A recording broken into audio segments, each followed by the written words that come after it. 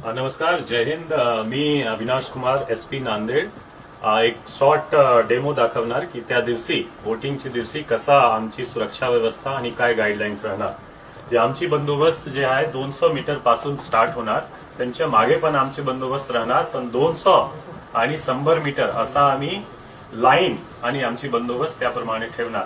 200 मीटरच्या आतमध्ये पार्किंग किंवा तुमची टेंट, पेंडॉल किंवा असा काही राहणार नाही. पार्टीचे चिन्ह 200 मीटरच्या आतमध्ये राहणार नाही. तो हा झाला एक फर्स्ट 200 मीटरचे आमचे बंदोबस्तची एक आमचे लोक राहणार, जे तुम्हाला फ्रिस्क करून आतमध्ये जाण्याची परवानगी देणार. 100 मीटरच्या आतमध्ये सुद्धा जे काही गाईडलाईन्स आहेत त्यामध्ये मोबाईल किंवा असा इलेक्ट्रॉनिक गॅजेट्स राहणार नाही. 100 मीटरच्या आतमध्ये फक्त वोटर जाणार.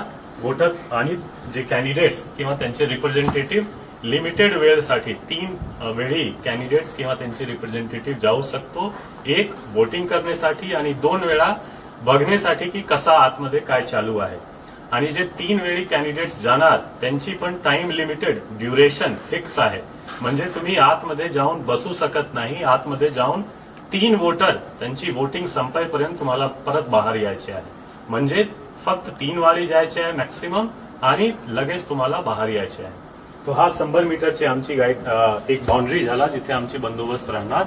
तसेच वोटिंग कक्षच्या जस्ट बाहेर क्यू मध्ये एक व्यवस्थित लाईन मध्ये वोटर्स राहणार आणि रूम जवळ आमचे एक स्टाफ.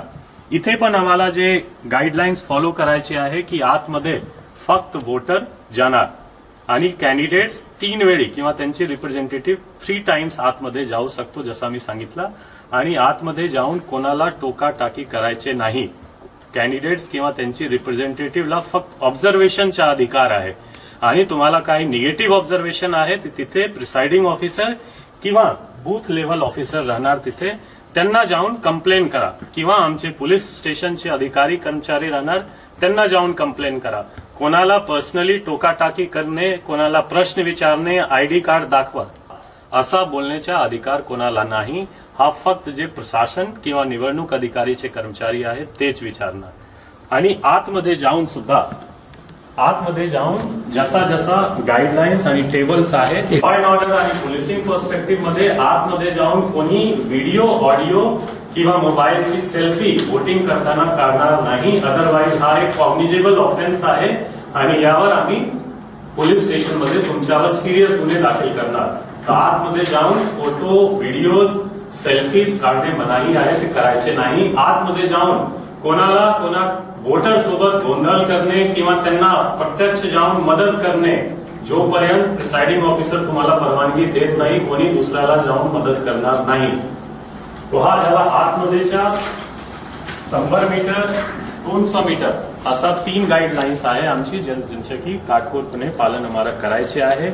आणि जे महत्वाचा विषय आहे की ते तुमची पेंडॉल वगैरे टाकण्याची परवानगी नाही. 200 मीटरच्या किंवा त्यांच्या पुढे जाऊन तुम्हाला एक टेबल, 2 चेअर आणि 3 बाय 1.5 फूटचा तुमचा एक पोस्टर बॅनर तितकेच अधिकार आहे. तिथे पेंडॉल टाकून खूप चेअर टाकणे असा अधिकार नाही. असा जर करणार तो जमावबंदीचा उल्लंघन तसेच आचारसंहिताचा उल्लंघन होणार आणि त्यांच्यावर आम्ही कायदेशीर कारवाई करणार.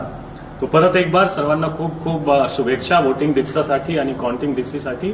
आणि त्या दिवशी आमचे अधिकारी कर्मचारी ग्राउंडवर राहणार, त्यांच्यासोबत समन्वय ठेवून वोटिंगची सर्व कारवाई करायची. Thank you so much. जय हिंद.